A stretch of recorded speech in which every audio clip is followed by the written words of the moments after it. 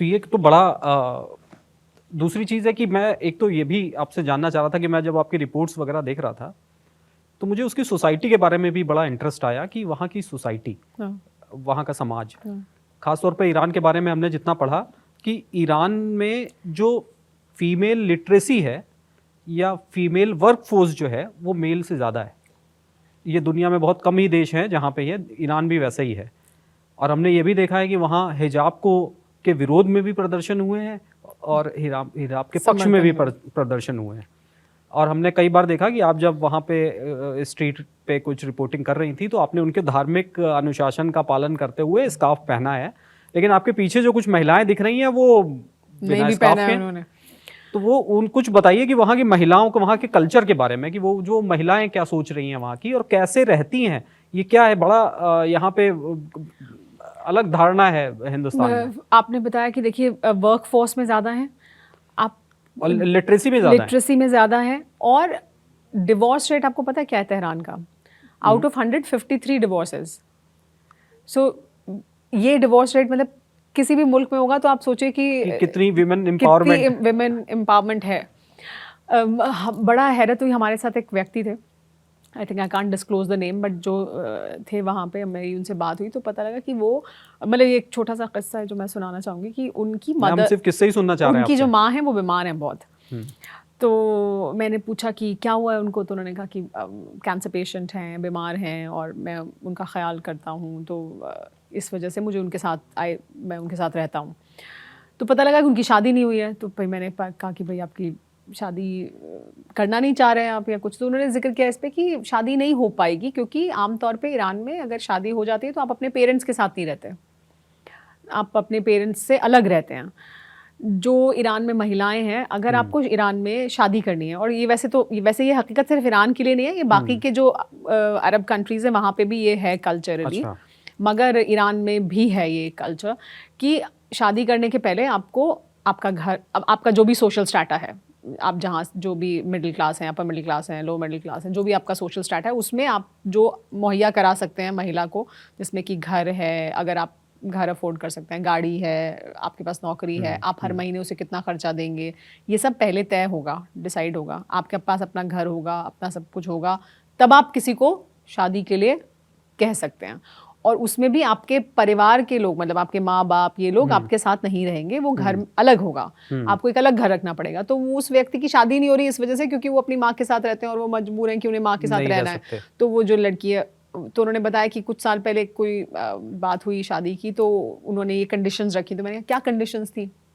उन्होंने बताया कि कितने डॉलर्स उनको उनके अकाउंट में हर महीने चाहिए, कितना उन्हें अपने मेंटेनेंस के लिए पैसे चाहिए, कि उनके जेब खर्च के लिए पैसे चाहिए, और वो किस तरह के घर में रहना चाहेंगी, वो चादर, हाँ उसने कहा कि मेरी मतलब the boy had the condition कि उसको चादर पहनना पड़ेगा, जो चादर पहनते हैं ईरान में, कि चादर पहननी पड़ेगी। उसने कहा कि मैं चादर तो नहीं पहनूंगी, I can take a scarf, मतलब मैं हिजाब ले सकती हूँ थोड़ा बहुत, बट लाइक पूरा चादर हर वक्त नहीं पहनूंगी। तो इस तरह की कंडीशंस हैं जो महिलाएं रखती हैं, और आप बहुत ओपन कॉन्वर्सेशन होता है कि इसके बारे में कि भाई ये आपको चादर अगर पहननी है, नहीं पहननी है, आप कितना पर्दा करेंगी, आप सिर्फ स्कार्फ लेंगी कि आप चादर? तो क्या ऐसा सोसाइटी में है? आपको दिख रहा था लोग पर्दा करते, लेकिन हमने तो जो विजुअल्स में देखा तो हमको बड़ी एडवांस सोसाइटी दिख रही है। तेहरान में आपको बिल्कुल ऐसा नहीं, तेहरान क्या बाकी जगहों पे भी देखिए क्या है, वहाँ पे जगह जगह ये लिखा होता है कि आप फॉलो करें इस्लामिक अटायर, प्रैक्टिस को, इस्लामिक अटायर को फॉलो करें, but you have to follow नहीं है, प्लीज फॉलो। तो यह है कि सजेशन है। और मतलब देखिए क्या है कि मुझे लगता है पिछले कुछ वक्त के दौरान जिस तरह के हालात हुए, उसके बाद शायद थोड़ी लीनियंसी भी बढ़ी है, जिसमें कि मुझे आम तौर पे दिखाई दिया सड़कों पे कि हर महिला सर ढके है, हर महिला स्कार्फ पहने है, ऐसा ज़रूरी नहीं है। कई जगह पर हमने भी ऐसे रिपोर्टिंग की जहां हमने नहीं सर को ढका या नहीं हमने स्कार्फ लिया, तो कोई पाबंदी या कोई ऑब्जेक्शन नहीं था। मार्केट प्लेस में आप हैं, नॉर्मली वॉक कर रहे हैं, और मेरे पीछे आप देखेंगे, अगर वो वीडियो भी हम दिखाएंगे और हमने दिखाया, हमने रिपोर्ट फाइल किए, उसमें आप देखेंगे यंगस्टर्स हैं, लड़कियां हैं, बहुत मॉडर्न अटायर, मर्जी है किसी, और ऐसा भी है कि कोई एक है जो हिजाब लिए हुए है, सर कवर किए हुए हैं, उनके साथ ही दूसरी उनकी दोस्त है जिसने नहीं किया हुआ है cover. Coloured hairs, fashionable clothes, ये आपको आमतौर पे दिखाई देंगे। कपल्स हैं तो बहुत आम तौर पे आपको ये दिखेगा कि कपल है तो हाथ पकड़ के वॉक करते हुए दिखाई देंगे। अच्छा। मतलब ऐसा आम तौर पे आपको Open दिखेगा, society है। ओपन सोसाइटी, मतलब 30-40% आपको कपल्स ऐसे मिलेंगे who will be holding hands and walking. तो ये उम्मीद मतलब मेरे ख्याल से बहुत लोग यहाँ पे नहीं करते होंगे ऐसा। People are sitting in a cafe, तो वो वहाँ पर जो है स्मोक भी कर रही हैं महिलाएं, हुक्का भी है, पीपल आर सिटिंग, डेट्स पे लोग जा रहे हैं। तो ये ऐसा कुछ नहीं है कि हर जगह पाबंदी है। कुछ जगहों पर जहाँ कोई धार्मिक बिल्डिंग है या कोई सरकारी बिल्डिंग ही है बिल्कुल, जिसमें आप सीधे सरकारी किसी ऑफिशियल से मिलने जा रहे हैं, जैसे हम अगर किसी से मिलने गए तो हमें फिर हमारे साथ जो ट्रांसलेटर्स वगैरह हैं वो लोग कहते हैं कि इट्स बेटर कि आप प्लीज कवर करें बिकॉज आप सरकारी इमारत में हो, क्योंकि सरकार का ये वो है। उसमें भी दे जस्ट एक्सपेक्ट यू कि आप एक हेड कवर स्कार्फ ले लें, दैट्स इट, और मॉडेस्टली ड्रेस्ड हों। तो वो है, बट पाबंदी नहीं है कि अगर आपने पहनना नहीं है या सर पे आपने नहीं ढका है तो आपको पुलिस पकड़ के ले जाएगी और आपको सड़क पे खड़े नहीं होने दिया जाएगा।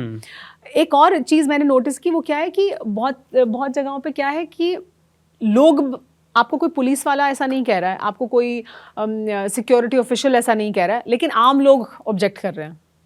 अच्छा। कि आपने नहीं ढका है सर। तो आपको मिले ऐसे लोग? ऐसा मेरे साथ 2 बार हुआ। ऐसा मेरे साथ 2 बार हुआ। एक बार हम कुंभ में थे और वहाँ पे इन भारतीयों ने एक वो लगाया था, सबील कहते हैं ना, शरबत वगैरह लोगों को दे रहे थे, सबील लगाई थी उन्होंने, एक मौक़िफ़ था इंडियन। वहाँ पे हम इंटरव्यू कर रहे थे लोगों का और मैंने स्कार्फ लिया हुआ था, मगर बात करते करते मेरा जो वो है, मुझे नहीं ख्याल रहा, वो स्कार्फ गिर गया।